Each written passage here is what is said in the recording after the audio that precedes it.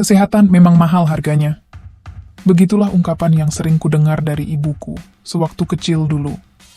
Di usiaku yang ke-34 tahun, sering aku mengalami nyeri pinggang yang mendadak datangnya. Terlalu sibuk bekerja dan kurangnya olahraga mungkin menjadi salah satu faktornya. Beruntung, istriku pengertian dengan masalah yang kualami itu. Dengan senang hati Dewi, istriku membantu mengurut pinggangku, meskipun tak jarang, ujung-ujungnya dia akan menagih kewajiban lainnya padaku. Ya, aku memang sudah berkeluarga dengan Dewi 3 tahun lalu. Meskipun di usia pernikahan kami yang ke-3 tahun tersebut, kami masih belum dikaruniai seorang momongan. Baik aku dan istriku pun memaklumi hal itu, apalagi kami yang sama-sama sibuk bekerja, tak terlalu mempermasalahkan hal itu. Namun di sini, aku bukan ingin menceritakan tentang kisah hidupku bersama istriku, melainkan pengalaman indah yang pernah kualami bersama wanita parubaya bernama Bik Ona. Pengalaman berkesan itu terjadi tanpa sengaja dan hingga saat ini masih terngiang di benakku. Dan semua bermula pada malam itu. Seperti sebelum-sebelumnya, sepulang kerja punggungku terasa sakit. Bahkan, jika dibanding kemarin-kemarinnya, lebih parah malam itu. Semula, kukira aku masuk angin biasa, karena memang beberapa hari terakhir, cuaca sering dingin, karena curah hujan yang tinggi. Mengetahui hal itu, sesampainya di rumah, istriku langsung mengurut punggungku. Tapi setelahnya, ia malah mengajakku untuk menunaikan kewajiban malam bersama. Aku pun tak bisa menolak, karena memang beberapa hari itu, aku juga belum menunaikan kewajiban itu. Alasannya karena tugas kantor menjelang akhir tahun memang sedang padat-padatnya. Sampai-sampai aku melupakan kewajibanku pada Dewi dan sibuk sendiri dengan kerjaanku. 2 sesi apa? Begitulah permintaan istriku yang kudengar ketika ia sudah menyiapkan masalah yang dialaminya. Dengan terpaksa, aku pun mengiyakan hal itu. Aku tak ingin egois dan melupakan hal yang sudah menjadi haknya itu. Hingga pada akhirnya, taram tam-tam itu pun baru selesai ketika menjelang subuh tiba. Sampai pada pagi harinya, kukira punggungku akan pulih setelah diurut istriku itu. Tapi rupanya tidak. Bahkan justru semakin menjadi sampai-sampai tanganku terasa kebas. Alhasil pagi itu aku hanya bisa duduk dan berjalan kaku seperti robot. Selebihnya, seperti makan dan lain-lainnya, harus dibantu oleh istriku sebelum ia berangkat kerja. Ya, hari itu istriku memang tak bisa absen dari pekerjaannya. Pasalnya, ada direksi yang akan memantau kinerja kantornya. "Pak, aku sudah manggil Mbok Ijah ke sini. Mungkin agak siangan datangnya. Aku juga sudah bilang, nanti langsung nemuin Papa. Nanti sepulang aku dari kantor, kita ke dokter ya," ujar istriku sekalian berpamitan berangkat ke kantornya. Mbok Ijah sendiri merupakan tukang urut langganan istriku. Sebelumnya memang sempat beberapa kali aku meminta jasanya. Dan memang hasilnya lumayan, meski tak hilang sepenuhnya. Sepeninggal istriku, aku benar-benar merasa kesusahan sendirian di hamarku. Kadang-kadang aku sampai berseru, karena saking sulitnya beranjak dari hamarku. Seumur-umur, belum pernah aku mengalami masalah kesehatan seperti itu. Ya, seperti orang stroke yang tak bisa apa-apa sama sekali. Sampai kira-kira jam 10 siang. "Permisi?" Kudengar suara seseorang wanita, beserta ketukan pintu dari luar. Aku mengira mungkin itu Mbok Ijah yang datang, dan berhubung aku masih susah untuk berjalan, maka ku suruh Mbok Ijah langsung masuk ke dalam. "Masuk aja Mbok," ujarku dari dalam hamar. Setelah pintu terbuka, rupanya bukanlah Mbok Ijah yang datang, melainkan ibu-ibu paruh baya yang juga seumurannya. Nampak ia membawa barang-barang yang sering digunakan Mbok Ijah untuk membantu pelanggannya. "Loh, ibu siapa? Mana Mbok Ijah?" tanyaku heran. Ibu itu tersenyum canggung. "Ijahnya nggak bisa datang, Mas.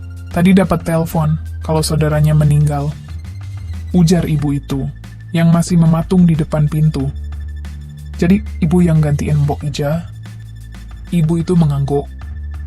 Aku berpikir daripada tak ada yang membantu, maka ku iyakan saja tawarannya itu. Ya udah, Bi, ayo, sahutku. Iya, masnya repuahan aja dulu. Ibu numpang ke kamar manduinya dulu ya, tanyanya yang ku jawab dengan anggukan. Sekembalinya dari kamar mandui, ibu tersebut segera duduk di tepi divan dan langsung membantuku.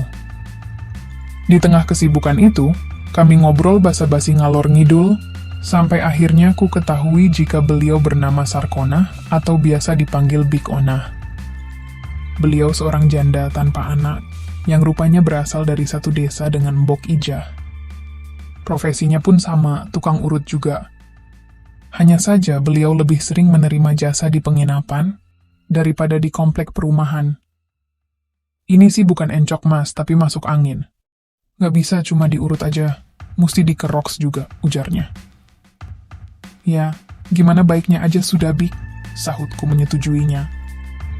Ya sudah, sebentar mas, ibu ambil koin dulu di motor, ujarnya sambil beranjak pergi. 5 menit menunggu, Bi Onah rupanya tak kunjung kembali juga.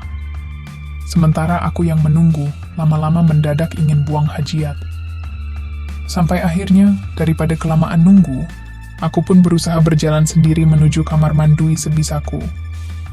Dengan susah payah aku berjalan seperti robot. Tapi, ketika baru beberapa langkah beranjak dari kamarku, mendadak Bi Onah datang menghampiriku. Loh, masnya mau kemana? Ujar Big Ona, sambil melangkah membawa balsem dan koinnya. Ke belakang, Big, jawabku dengan suara tersendat. Kok nggak tunggu Bibik toh, kalau jatuh gimana? Sahutnya yang segera membantuku. Saya nggak apa-apa kok, Big. Saya bisa jalan sendiri, ujarku, sambil terus melangkah meski lambat. Big Onah pun mengangguk, hanya saja ia tetap mengikutiku hingga pintu kamar mandui. Mungkin ia khawatir terjadi apa-apa denganku jika ditinggal sendiri. Setelah aku masuk ke dalam, barulah aku terpikir bagaimana cara membuka kabinet negaraku. Sementara tanganku terasa berat untuk bergeruak. Saya mau nggak mau, harus minta bantuan Bibik, kataku di dalam. Iya, Mat, kenapa? Tanyanya. Bantu saya untuk, sahutku sambil menoleh ke bawah. Big Ona yang mengerti akan maksudku pun kaget. Walah, Bibik nggak bisa, jawabnya menggeleng. Aku menyadari mungkin saja Bi Ona malu, apalagi beliau memang baru mengenalku. Tapi saya nggak tahu harus minta bantuan sama siapa lagi, Big, kataku. Tapi Bibik kan, ujarnya terjeda. Saya juga nggak akan minta tolong, kalau nggak terpaksa, Bi. Ujarku sedikit tegas. Mungkin karena iba atau apa, akhirnya Bi Ona pun beranjak menyusulku. Dan dengan ragu, ia membantu mengalihkan kabinet negara tersebut, hingga hikmah kehidupanku bebas dari tanggungannya. Hati-hati loh, Bik.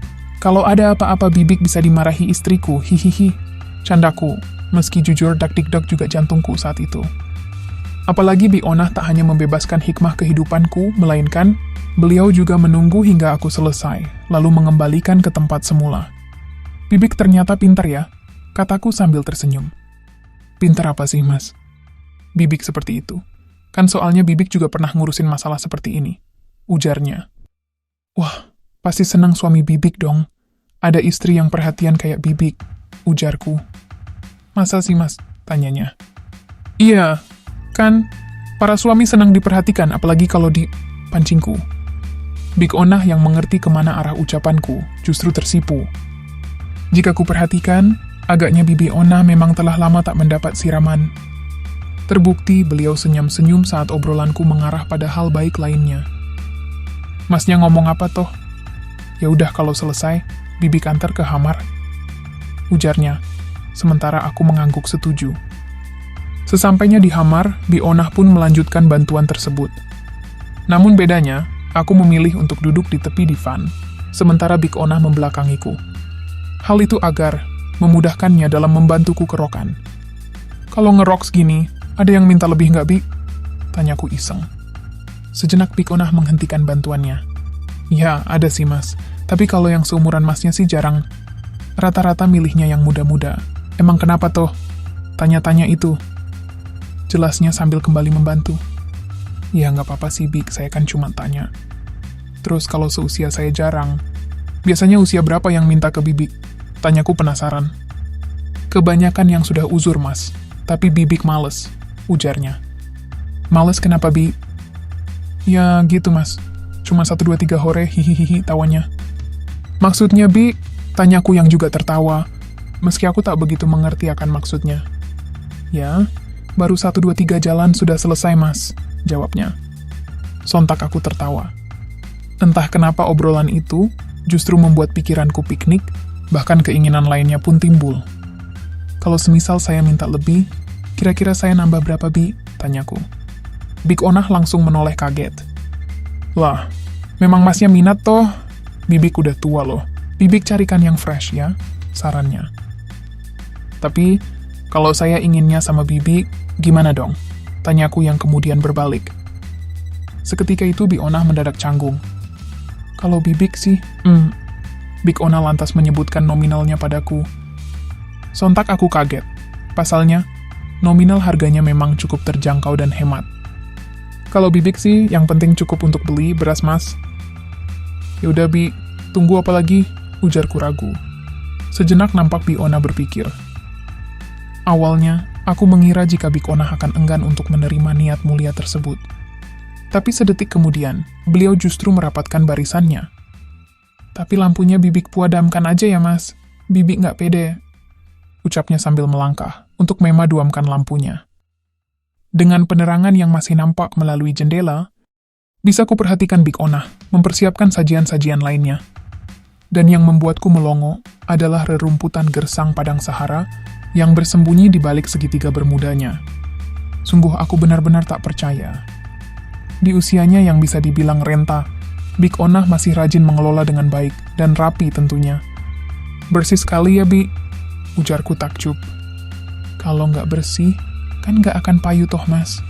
Hihihi, sahutnya, yang kemudian mulai memberi sambutan-sambutannya. Rupanya Bik Onah ini, selain senang kebersihan, tapi juga cekatan orangnya. Beliau begitu satset dalam menjalankan amanat negara. Maklum saja, mungkin ia sudah terbiasa dengan para pelanggannya. Maka tak ayal, di usia yang sudah renta, masih ada saja yang kesemsem padanya. Mendapati hal itu, tentu aku antusias menyambut niat mulia nan ceria. Sampai ketika beliau mengambil hikmah kehidupanku, tak urung, malah aku sebaliknya yang ceramah ala kadarnya. Entah hanya perasaan atau apa, pada saat aku mulai melajukan perahu layarku, mendadak encok serta nyeri pingguangku, seolah pergi entah kemana. Bahkan aku yang semula seperti robot pun berubah normal dan fit seperti sedia kala. Kendati demikian, perahu layar tersebut tetap harus kulanjutkan pada jalan yang benar. Dari semula yang biasa saja laju layarnya, justru semakin kutambah lajunya. Entah berapa kali Bik Onah tiba, tapi aku tetap konsisten melajukannya. Hingga pada saat yang benar-benar sudah tak ada angin mulia, barulah ku parkirkan perahuku pada pelabuhan yang dijaga olehnya. Masih encok nggak, Mas? Tanya Bik Onah. Aku menggeleng. Langsung hilang Bik, hihihi, sahutku. Syukurlah, Mas. Bibik ikut senang mendengarnya, ujarnya sambil tertawa. Singkat kata, menjelang sore tiba, saat Bik Onah pun hendak pulang, memberikan beberapa lembar dana pada beliau. Aku sengaja memberikan dana lebih, karena berkat beliau, encok dan masalah lainnya bisa teratasi juga. Kebanyakan, Mas. Nggak apa-apa. Lagian berkat saran-saran dari Bibik, saya pulih seperti semula kok. Jawabku tersenyum. Makasih loh, Mas. Kalau gitu Bibik pulang ya, tawanya riang. Melihat senyumnya, entah mengapa aku simpati padanya. Dengan keadaan ekonomi yang pas-pasan, ia harus mencari rezeki dengan hal yang baik dan bermanfaat seperti itu. Namun di saat beliau beranjak menuju pintu kamar, secara bersamaan pintu terbuka dengan sendirinya. Loh, ibu siapa? Tanya istriku yang baru saja pulang dari kantornya. Ponstan aku kaget saat itu. Tapi beruntungnya istriku datang pada saat problematika telah selesai. Saya Onah, Mbak. Ijahnya pulang kampung tadi pagi, ada saudaranya yang meninggal, sahutnya. Iya mah, Bik Onah ini yang ganti kerjaan Mbok Ijah tadi, sambungku. Istriku lantas menoleh ke arahku. Terus gimana, Pak? Apa udah mendingan? Tanyanya. Langsung sehat, Ma. Hihihi, ujarku beralasan. Ya syukur kalau gitu, Pak, sahut istriku. Begitulah kisah yang pernah kulalui bersama Big Ona. Dan sejak itu aku pulih total dan tak pernah encok lagi. Meski begitu, aku juga tak lagi menggunakan jasa Big Ona. Aku berusaha melupakannya, dan menganggap hal itu hanyalah sekedar bantuan saja. Meski aku tahu itu keliru, tapi biarlah hal itu menjadi pengalamanku saja.